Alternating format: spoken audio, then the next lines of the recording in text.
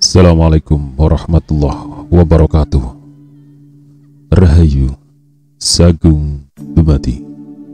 Kembali lagi di channel Babat Nusantara. Pada kesempatan kali ini akan melanjutkan cerita Gajah Mada Hamukti Palapa,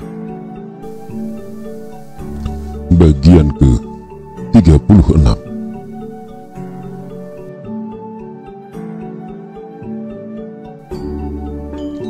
Namun, rupanya setelah sekian tahun tinggal di Damasraya, Puwira merasa lebih sebagai seorang asli Damasraya daripada orang Damasraya sendiri. Aditya mengedarkan pandangan matanya ke segenap wajah para perwira yang mengelilinginya. "Ada yang keberatan dengan keputusanku ini?" "Tidak," terdengar jawaban serentak dari para perwira itu. "Aku sependapat dan mendukung sepenuhnya gagasan bersama yang telah Tuanku rancang bersama Tuan Pati Gajah Mada itu. Tak masalah kita menjadi negara besar secara bersama-sama karena membutuhkan tenaga dan biaya sangat mahal untuk besar sendirian," berkata Hulu Balang Huang Kurian.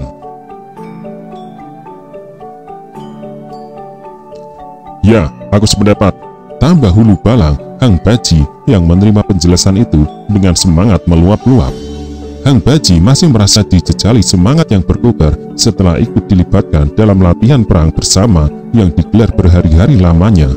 Dalam latihan perang itu, Hang Baji dan beberapa perwira lainnya banyak menyerap pengetahuan. "Sekarang kalau boleh aku tahu Tuan, mengapa kita tiba-tiba mengambil ke arah timur melalui belakang Pulau Madura?" bertanya Hang Baji. Aditya tersenyum. Sebelum menjawab, ia perhatikan wajah Puwira yang terlihat agak aneh sebagai siratan kejengkelan dan ketidaksepahaman. Namun, pewaris kekuasaan di Damasraya itu lebih menempatkan Puwira sebagai paman yang telah mengasuh dan mengajarinya banyak ilmu pengetahuan. Tak lagi boleh lebih dari itu. Kebijakan penting terkait hubungannya dengan Majapahit sekarang sepenuhnya berada di tangannya. Puwira boleh saja memberi saran apapun, tetapi keputusan tetap berada di tangannya.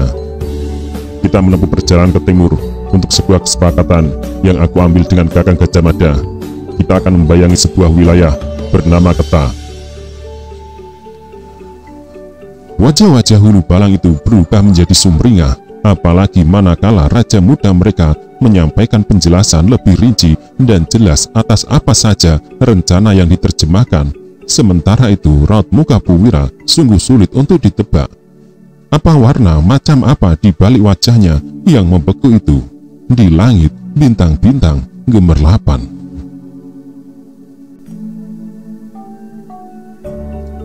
Bulan yang bersinar terang di langit yang bersih tanpa mendung itu sungguh sangat memukau Dyah Menur, sang Sekar Tanjung, yang memandanginya dengan sangat takjub.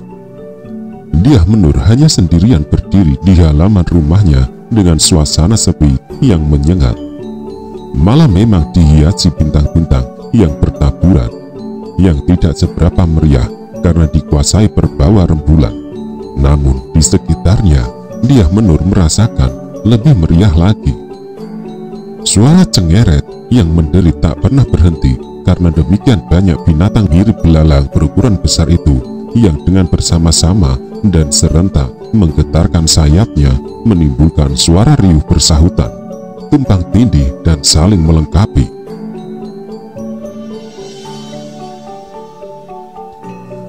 Jika juga terdengar suara kata bersahutan, hal itu terjadi karena di petang yang datang sebelumnya terjadi peristiwa yang luar biasa.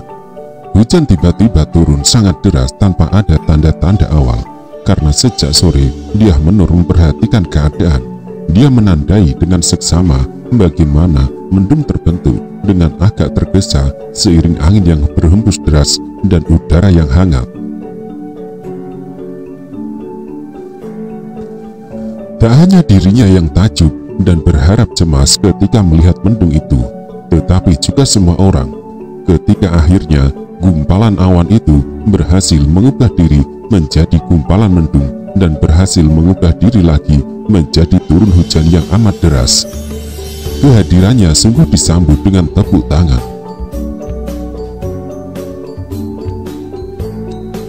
Tak hanya anak-anak yang menyambut hujan itu dengan sukaria, dengan berlarian berbasah-basahan, para orang tua pun berbuat tak berbeda dengan anak-anak. Sungguh hujan yang turun itu disambut dengan begitu genggam gempita dan riuh oleh penduduk yang merindukannya tanpa seorang pun yang peduli ada sesuatu yang terjadi di depan mereka yang mestinya sanggup mengundang tanda tanya, yaitu oleh kehadiran orang-orang berkuda yang melintas dengan kecepatan sangat kencang, seperti ada pihak yang dikejar dan menempatkan pihak lain sebagai pihak yang mengejar.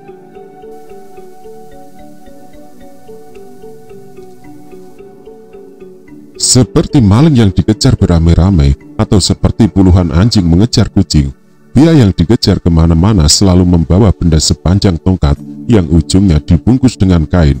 Itulah yang terjadi saat sore sebelum petang itu. Kini, malam harinya, langit kembali sangat bersih. Bulan terlihat begitu gagah dan perkasa dalam menguasai malam. Bintang-bintang menjadi redup, kehilangan ingar-bingarnya.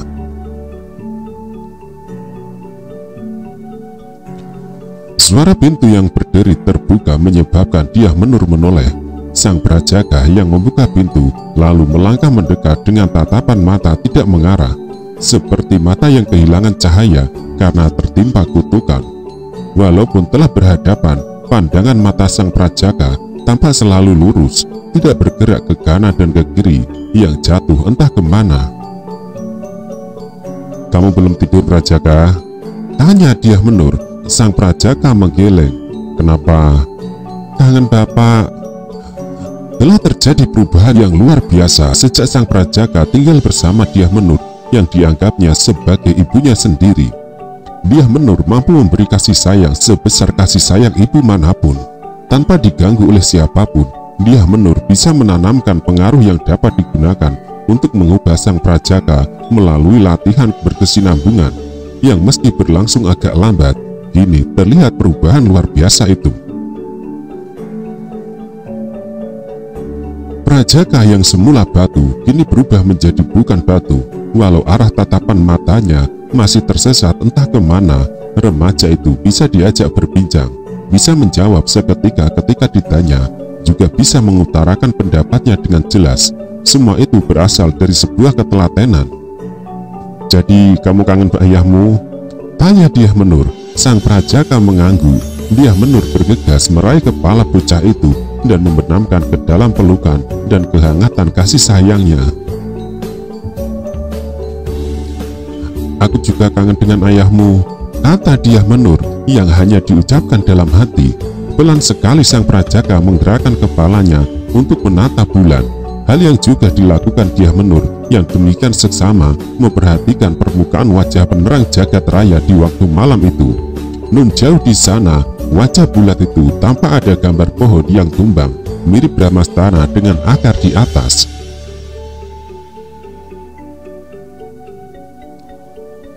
Sangat menghayati Dyah Menur dalam memperhatikan permukaan bulan itu sebagai pelampiasan hasrat dan rindu yang nyaris tidak tertahan lagi, yang ditandai dengan air matanya yang bergulir membasahi pipinya.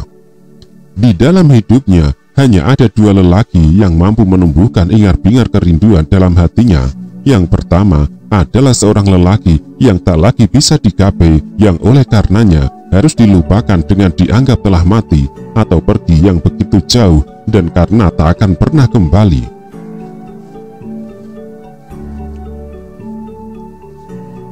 Yang kedua hanya seorang laki-laki biasa, laki-laki yang tidak berdarah bangsawan, yang secara samar pernah mengutarakan minat kepadanya. Hanya sayang waktu itu Dyah Menur menggeleng. Pilihan yang belakangan amat disesalinya. Berada basuh entah di mana orang itu sekarang. Ia merasa sangat rindu, sebagaimana sang prajaga juga merasa rindu. "Kapan Bapak pulang, Bibi?" tanya prajaga.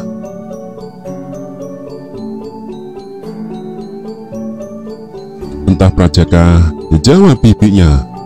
"Tetapi simpan dengan kuat kerinduanmu. Untuk kelak boleh kau lampiaskan ketika ayahmu pulang setelah selesai menekan tugas uji bela negara." Dyah Menur membimbing sang prajaga duduk berdampingan di atas dingklik panjang sambil masih tetap mengarahkan tatapan matanya pada terang cahaya bulan.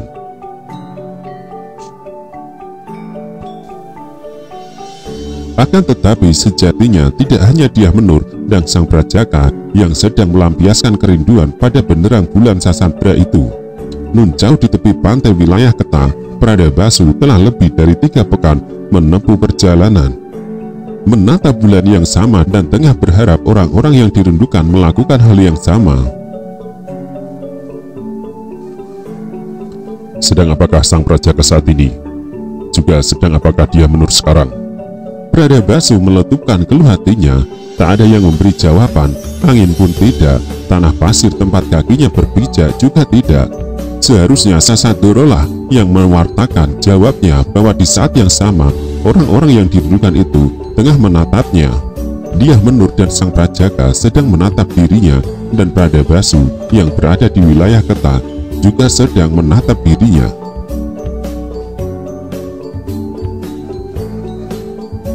Mungkin mereka sedang tidur pulas. Pradabasu berbicara untuk diri sendiri. Berhari-hari sudah Pradabasu melakukan pengintaian di Ketah, berbaur dengan rakyat setempat dengan menyamar melalui berbagai cara, misalnya dengan berjualan berbagai makanan di alun-alun. Akan tetapi pada lain kesempatan Pradabasu berubah penampilannya menjadi pengemis yang berjalan dengan kaki pincang. Jika perjalanan jauh yang ditempuh, misalnya saat melintas dari Laut Utara ke Ketah menuju Laut Selatan di Sadeng, Pradabasu menggunakan kuda.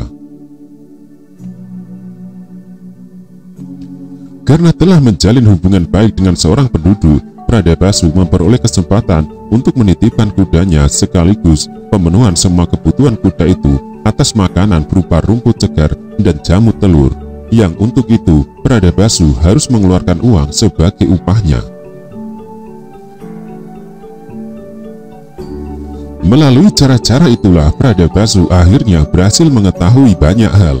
Ia berhasil mengintip lagi dengan mata sendiri bagaimana pengalaman kekuatan dan latihan perang yang diselenggarakan di sebuah tanah lapang terbuka yang amat luas, nyaris 2 kali luas lapangan Bubat yang dibangun di tengah hutan.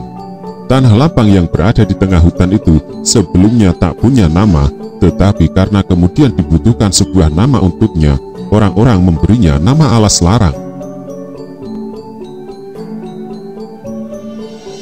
Di tempat itu Pradabasu berhasil berhubungan dengan Bayangkara yang telah berhasil menyusup. Mereka adalah Bayangkara Kendit Galih dan Bayangkara Mahisa Urawan, Bayangkara muda yang kemampuannya tak diragukan lagi.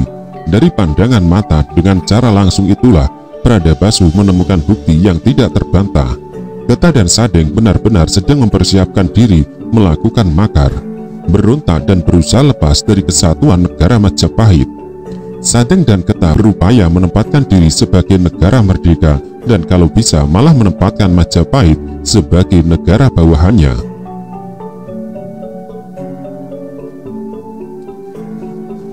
Telah berhari-hari Pradabasu menempuh perjalanannya untuk melihat dari dekat bagaimana persiapan Ketah dalam menghadapi peperangan, juga bagaimana persiapan yang dilakukan Sadeng dalam menghadapi keadaan serupa. Saat berada di Ketah, beberapa kali Pradabasu mencoba mencari hubungan dengan sesama Telik Sandi, tetapi anak panah yang dilepas ke udara sebagai panggilan sesama teman tidak pernah berjawab. Barulah 2 hari yang lalu kesempatan itu diperoleh. Anak panah sanderan dengan nada khusus yang dilepas membumbung ke udara dengan suara melengking tinggi berbalas. Tak beberapa lama setelah apa yang dilakukan, Pradabasu memperoleh jawaban. Dari arah yang agak membingungkan, Pradabasu mengenali anak panah sejenis. Manakala telah merasa yakin memperoleh hubungan, dengan segera Pradabasu kembali melepas anak panah berjenis sandaran berapi untuk menandai di mana ia berada. Pradabasu menunggu beberapa saat sambil memperhatikan barangkali akan ada jawaban.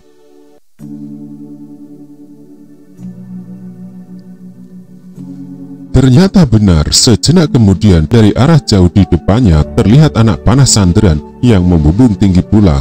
Setelah meyakini memperoleh hubungan dengan Telik Sandi dari Majapahit, Pradabasu bergegas berjalan ke arah asal anak panah balasan itu terlihat, sambil sesekali menirukan lengking burung kincir yang menyayat sebagai isyarat. Akhirnya setelah beberapa jenak menyusur pantai yang terlihat lenggang, Pradabasu melihat seseorang yang juga berjalan mengarah kepada dirinya. Siapapun orang itu diyakini sebagai bagian dari pasukan Bhayangkara karena mampu membalas isyarat yang dilepas.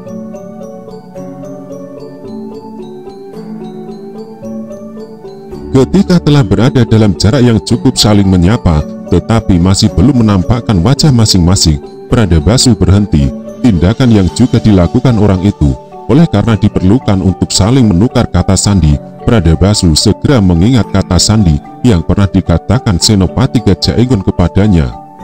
"Boleh aku bertanya ke sana, kapan Pak Bayu pindah menari?" Hening mengalir memberi celah.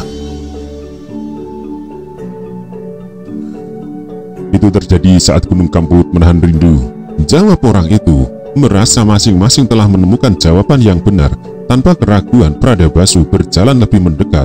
Pradabasu segera tersenyum lebar setelah mengenali siapa orang itu. Demikian pula dengan orang itu. "Kamu?" Pradabasu tertawa melihat orang itu terbelalak. "Apa kabarmu Jayabaya?" sapanya. "Sudah berhari-hari kami melacak jejakmu. Kenapa baru sekarang muncul?" balas Jayabaya. "Aku harus menempuh arah perjalanan menyesuaikan diri dengan tugas yang aku kerjakan. Itu sebabnya aku tiba agak terlambat. Rupanya setelah Senopati Gajah Enggon berangkat, Kakang Gajah Mada melepas kalian." Bhayangkara Jayabaya mengangguk. Jayabaya memberikan pelukan dan mereka saling memukul punggung ketika Pradabasu merentangkan tangannya. "Siapa saja yang Bhayangkara yang bersamamu?" tanya Pradabasu. "Lengkap Bhayangkara Wirida yang masih tersisa, yaitu aku sendiri, Lembu Pulung, Panjang Sumprit, dan Kartika Sinumping, ditambah Rim Samudra, Gajah Geneng, dan Macan Liwung yang baru saja ikut bergabung. Sebelumnya, mereka melakukan pengintaian di alas larang, tak jauh dari Bondowoso." Dengan langkah lebar, Pradabasu mengayunkan langkah kaki, mengikuti Jayabaya yang mengajaknya bergabung dengan teman-teman Bhayangkara lain di sebuah rumah yang disewa dari seorang penduduk setempat yang bisa dibungkam mulutnya lewat gemerincing sejumlah uang. Para Bhayangkara yang sebagian sedang tidur bergegas bangun dan menyalami dengan penuh hangat kehadiran Pradabasu, sahabat lama mereka. Meski keputusan menempatkan diri di luar karena panggilan jiwanya, Pradabasu tetap melakukan tidak perbuatan sebagaimana layaknya prajurit Bhayangkara yang melihat negaranya sedang terancam. Pradabasu melakukan itu tanpa diperintah oleh siapapun. Ia lakukan itu semata-mata karena panggilan jiwanya. "Berita penting apa yang kau bawa?"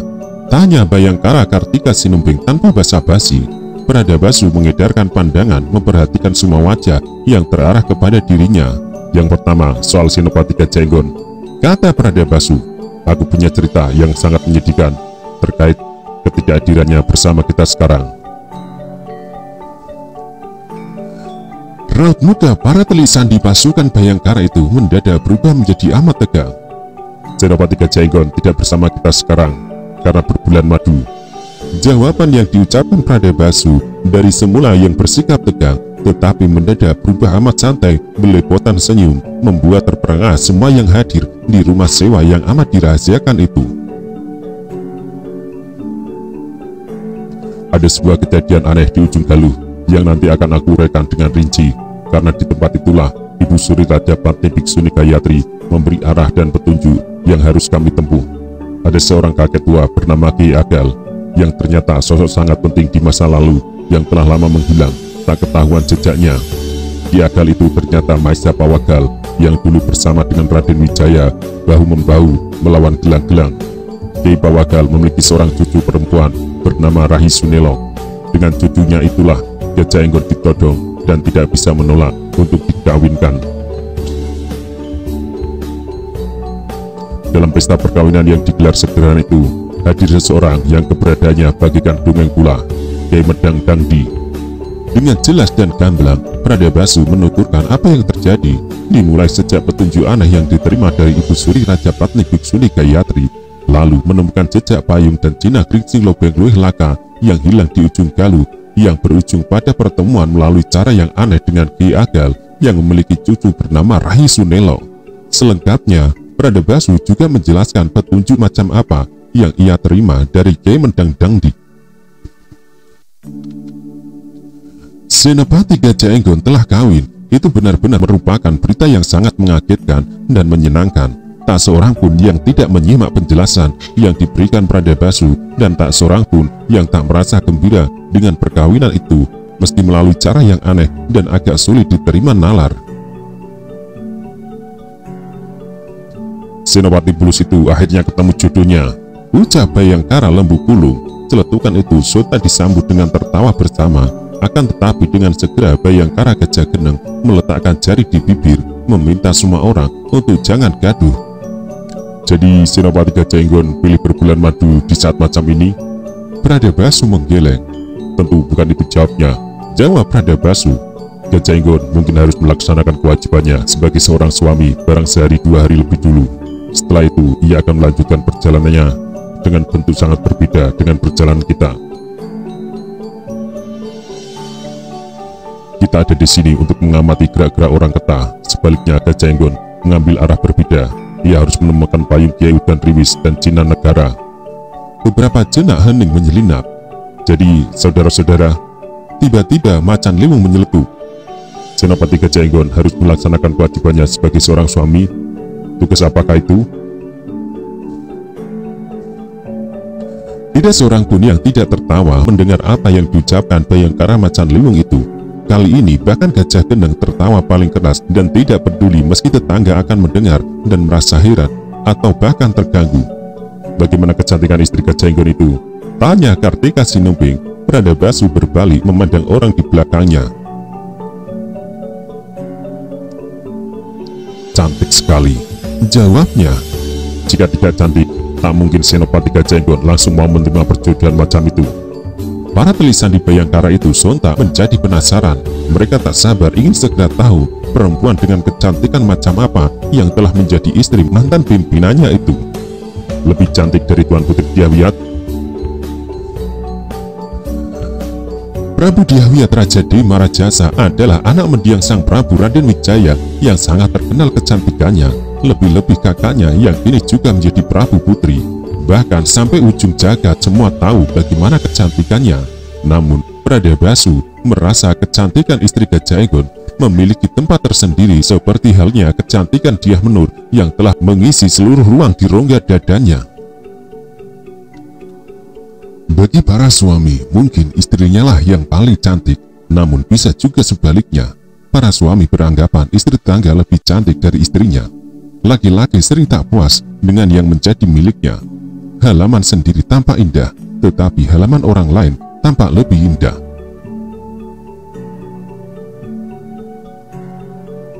Tidak ada yang menandingi kecantikan kedua Prabu Putri. Pradebasu menjawab. Akan tetapi, menurut penilaianku, istri Senopati Gajah Enggon memiliki kecantikan dan kelebihan yang oleh karenanya Senopati Gajah Enggon layak berbahagia. Yang lain-lain yang masih belum mendapatkan jodohnya, sebaiknya segera mengakhiri masa lajangnya. Jangan sampai Bayangkara yang terkenal jantan gagah perwira pilih tanding itu ternyata tak mampu mendapatkan istri. Kembali semua orang yang berkumpul itu tertawa bergelak-gelak. Namun dengan segera pembicaraan berubah menjadi bersungguh-sungguh setelah Bayangkara Riung Samudra melontarkan pertanyaan penting. Bagaimana dengan hasil penyelidikanmu Kakang Pradebasu? Apakah sempat sampai ke Laut Selatan? Selatan yang dimaksud adalah Sadeng. Pradebasu mengangguk. Perang melawan Majapahit, kata Pradebasu. Agaknya merupakan sebuah gerak yang dengan sengaja dirahasiakan yang aku tangkap dari penduduk di Ketah dan Sadeng. Para penduduk nyaris tidak ada yang mengetahui akan ada rencana macam itu. Boleh jadi rakyat Ketah dan Sadeng tidak sependapat dengan rencana yang digelar. Akan tetapi rencana makar itu benar-benar ada dan telah aku peroleh sebuah bukti yang aku harap ada di antara kalian yang membawa ke Tari. Bukti itu kudapat dari Alas Larang setelah 2 hari melakukan pengintaian di sana. Di Sadeng aku memperoleh sebuah keterangan yang masih belum jelas kebenarannya, namun amat perlu dicermati. Aku berhasil memancing keterangan dari seorang prajurit Sading memiliki prajurit amat khusus, pasukan gajah. Konon jumlahnya sampai 25 ekor. Namun, upaya membuktikan tidak berhasil. Pasukan gajah itu katanya disembunyikan di sebuah tempat yang dirahasiakan. Sama rahasianya dengan alas larang. Mengenai bukti yang aku peroleh, silakan siapa yang akan membawanya segera mungkin ke ibu kota Majapahit, yang aku bisa gunakan untuk membungkam mulut Patih Keta, Mapanji Hyang, Roga Siwi, dan Patih Sadeng, Gunardama, Danaraja. Jayabaya memandang Pradabasu dengan mata lurus tak berkedip. Berupa apa bukti itu? Tanya Jayabaya. Kalian nanti akan tahu, balas Pradabasu. Sebaiknya sekarang aku justru ingin tahu langkah apa yang akan kalian lakukan. Semua menoleh kepada Gajah Geneng. Agaknya telah terjadi kesepakatan di antara Bayangkara Wreda yang sedang melaksanakan tugas mata-mata itu, yang menempatkan Gajah Geneng sebagai pimpinan rombongan. Ada yang luar biasa di Istana Keta. Kalau kau mampu menyusup masuk sampai ke bagian dalam, Bayangkara yang paling mumpuni bahkan tak akan mampu menerobos pintu gerbang bagian dalam karena pengawalan istana yang luar biasa. Aku belum tahu apakah kau sudah mengetahuinya atau belum. Mencuat sebelah alis Pradabasu. Bagian mana yang kau maksud? Balas Pradabasu. Campur tangan Kiai Wirota Wirogati. Jawaban itu menambah Pradabasu makin tidak mengerti. Kiai Wirota Wirogati? Tanya Pradabasu. Bukankah Kiai Wirota Wirogati adalah salah seorang penduduk Raden Wijaya dalam perang melawan pasukan gelang-gelang dan ikut bangun berdirinya Majapahit? Gajah Geneng mengangguk. Dialah orangnya, jawab Gajah Geneng, yang menurut penjelasan Kakang Patih Gajah Mada mempunyai keterkaitan asmara dengan Tuan Putri Ibu Suri Rajapati Biksuni Gayatri, yang menyebabkan orang itu merasa kecewa. Kekecewaan itu menjadi penyebab Kiai Wirota Wirogati berbalik arah dan kini menempatkan diri berada di belakang makar yang dilakukan Mapanji Keta.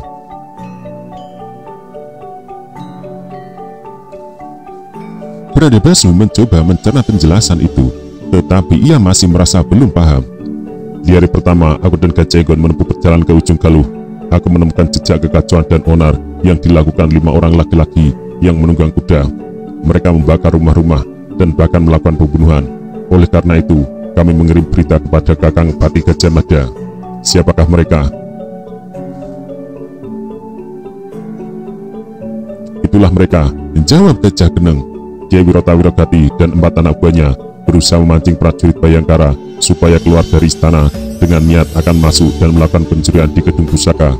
Kami telah memasang jebakan, tetapi luput karena Kiai Wirota Wirogati menggunakan ilmu maling, mengundang datangnya kabut yang sangat tebal dan menebar sirep. Dalam peristiwa itu, istana kembali kecurian. Mahkota yang pernah dipakai Mawisuda Prabu Srijaya Negara hilang. Bahkan Tuan Putri Ibu Suri Rajapati Biksuni Gayatri sempat ikut hilang.